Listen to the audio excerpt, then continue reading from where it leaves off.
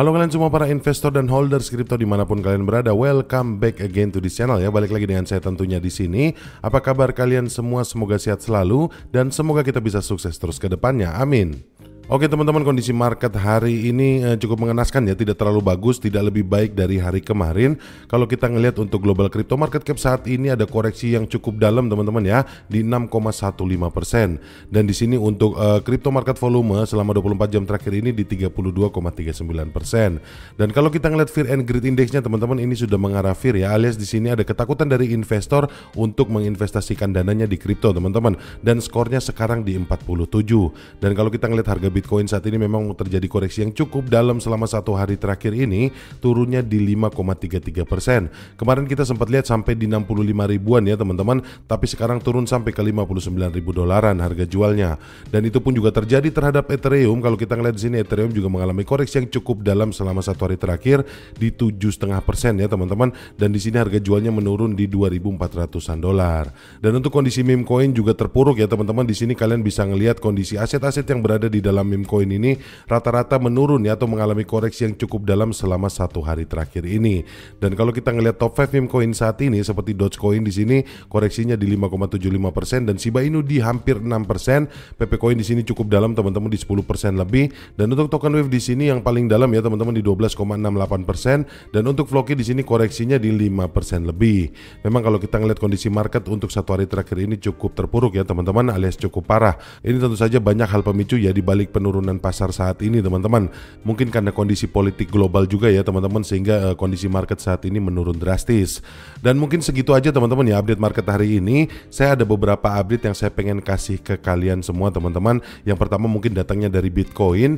Yang pertama di sini Bitcoin optimis ya menuju ke 100 ribu dolar karena ada pola cangkir dan pegangan klasik menandakan penembusan. Kalau kita ngelihat di sini untuk analisanya sendiri ada pola sinyal potensial breakout ya teman-teman. Di sini menurut analisis grafik yang dibagikan oleh JLDX, Bitcoin telah membentuk pola cangkir yang jelas sejak akhir tahun 2021 ketika harga awalnya melonjak hingga di atas 68.000. Setelah mencapai ATH ini harganya turun tajam dan menemukan support dalam kisaran 16.000 dolar hingga 17.000 dolar pada bulan Desember 2022.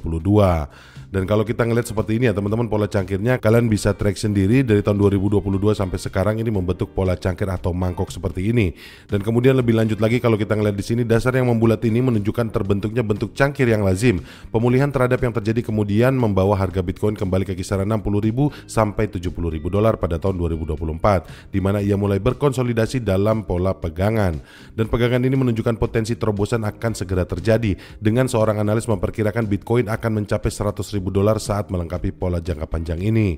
Ya benar ya teman-teman, dengan analisa seperti ini kalau kita ngelihat dengan tren dari Bitcoin pasca halving ini seharusnya selaras ya teman-teman, karena dalam 12 bulan pertama pasca halving itu biasanya Bitcoin akan naik drastis dan kemudian nanti setelah 8 bulan berikutnya Bitcoin akan mencapai ATH barunya. Ya semoga aja ya ini bisa terus menembus titik resistance-nya hingga mencapai 100.000 dolar. Kira-kira seperti itu ya. Dan kemudian di sini ada kabar bagus juga dari XRP teman-teman.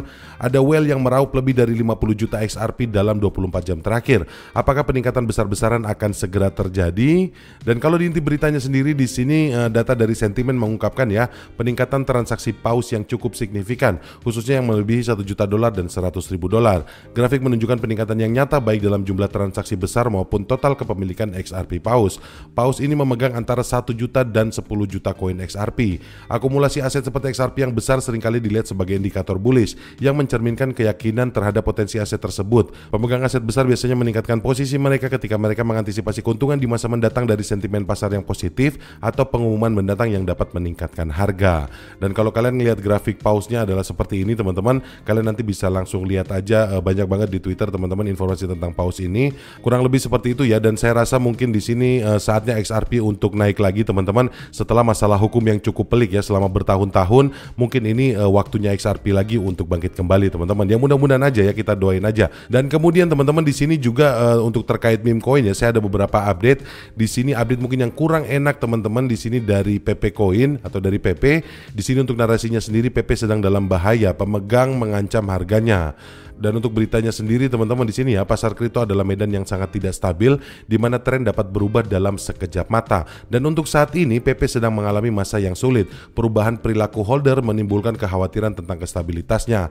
Dengan penurunan volume perdagangan dan sinyal teknis yang mengkhawatirkan, harga PP ini bisa terancam. Tapi kalau kita ngelihat dari untuk volumenya ya teman-teman, volumenya di sini masih cukup tinggi. Di sini tentunya PP yang paling tinggi ya di 750 jutaan dolar. Tapi di sini tentu saja ini trennya menurun ya teman-teman dari hari ke hari. Dan kalau kita balik lagi di sini untuk tanda-tanda peringatan kemunduran ya, di sini indikator tidak berbohong, Mean Dollar Invested Age atau MDIA, indikator utama yang mengukur durasi token tetap berada di dompet yang sama, menunjukkan tanda-tanda yang mengkhawatirkan. Penurunan rasio ini menunjukkan bahwa token yang sebelumnya tidak aktif kini mulai dipindahkan. Fenomena ini menunjukkan bahwa semakin banyak investor yang menjual sehingga meningkatkan pasokan di pasar dan menekan harga. Jadi secara paralel volume perdagangan PP telah menurun secara signifikan. Ketika volume transaksi menurun setelah kenaikan harga, hal ini menunjukkan melemahnya tren bullish. Kurangnya partisipasi investor dapat berarti bahwa rally terkini PP tidak didukung yang meramalkan potensi koreksi harga. Ini mungkin tanda peringatan aja ya buat kalian semua para holders PP teman-teman. Kalian juga harus berhati-hati karena memang polanya sekarang ini lagi bergeser ya. Apalagi dengan ditambahnya ada meme coin yang berbasis Telegram seperti Dox dan juga Hamster Combat teman-teman. Di sini juga bisa menjadi indikator bahwa holders ini tidak bertambah teman-teman untuk PP. Jadi addressnya itu aja dan kemudian pada saat harga naik ini banyak yang melakukan aksi jual. Jadi kalian juga semua untuk hati-hati ya. Kalau saran saya pribadi lebih baik kita stronghold ya teman-teman, karena saya masih punya optimis yang cukup tinggi untuk PP teman-teman di akhir tahun. Karena kalau mengingat Bitcoin ini akan naik ke 100.000, otomatis PP Coin juga akan naik teman-teman. Tapi buat kalian semua tetap Dior ya, jangan terlalu percaya dengan omongan para influencer juga ataupun dengan omongan para analis teman-teman, karena untuk cryptocurrency tidak semua aset dapat diprediksi 100% benar. Jadi buat kalian semua strongly recommended untuk melakukan Dior. Kira-kira seperti itu ya. Dan kemudian teman-teman di sini dengan pergeseran polanya ini, di sini bakalan ada mungkin ya kedepannya meme coin yang akan mengalami momen bullishnya teman-teman. Contohnya di sini mungkin seperti Brad, di sini ada seorang analis ya teman-teman atau seorang trader ahli ini membeli Bread pada harga 0,084 dolar dengan menargetkan di 0,152 dolar di depan mata. Dan kalau kita ngeliat di sini namanya Ali ya teman-teman di Twitter atau di X, kalian bisa langsung lihat aja tweetnya. Di sini dia membeli Bread seharga 0,084 dolar. Dan di sini dia juga mengatakan bahwa potensi targetnya itu akan mencapai di 0,105 dolar ataupun di 0,152 dolar. Dan tentunya ini dari analisa yang cukup mendalam ya teman-teman. Kalau kita ngeliat dari analisanya ini, di sini untuk analisanya sendiri ya, Bread ini sudah membentuk formasi segitiga naik. Segitiga naik yang terlihat pada grafik Bread menyoroti pola kelanjutan bullish yang sedang berkembang. Garis resistance horizontal yang telah diuji beberapa kali saat ini berada di sekitar 0,105 dolar. Meskipun telah dilakukan beberapa kali percobaan, harga gagal terus menembus level ini. Pada saat yang sama, garis trend support yang meningkat mencerminkan titik terendah yang lebih tinggi secara konsisten yang menunjukkan peningkatan yang stabil dalam aktivitas pembelian. Khususnya harga Bread pada saat pengamatannya berkisar di 0,084 dolar, sedikit di bawah kisaran di tengah segitiga. Menurut proyeksinya, level resistensi utama berikutnya berada di antara 0,105 dan 0,152 dolar. Ya ini menurut analisanya seperti itu ya teman-teman, karena untuk Bread sendiri telah membentuk segitiga naik dan kemungkinan besar ya ini kalau misalnya prediksinya benar, ini dia akan berada di antara 0,105 dolar sampai di 0,152 dolar. Jadi mungkin ini ya teman-teman, seperti yang saya katakan di video-video saya yang lalu, saya selalu bilang bahwa setiap aset atau setiap koin itu memiliki momennya masing-masing, dan kemungkinan besar ya momennya PP mungkin saat ini sedang menurun dan mungkin sekarang beralih ya momennya ke koin meme yang lain teman-teman. Contohnya mungkin di sini Bread. Jadi buat kalian semua para holder Bread ataupun yang pengen masuk di Bread, silakan kalian cari tahu lebih dalam lagi ya teman-teman. Silakan kalian Dior masing-masing karena keputusan berinvestasi semua ada di tangan kalian. Tapi kurang lebih seperti itu ya teman-teman analisanya. Mungkin itu aja yang bisa saya sampaikan di video kali ini. Sekali lagi terima kasih buat kalian semua yang sudah nonton video ini. Terima kasih juga buat kalian yang sudah subscribe channel ini dan like video ini. Semoga video ini bermanfaat untuk kalian semua. Dan anyway, sekali lagi saya ngomong ya, tidak bosan-bosannya kalian harus tetap ya strongly recommended do your own research, karena segala keputusan untuk berinvestasi ada di tangan kalian. Jadi jangan sampai keputusan kalian untuk berinvestasi nanti malah berujung di penyesalan. Oke, mungkin kira-kira seperti itu ya. Sampai ketemu lagi di video-video yang selanjutnya. Bye.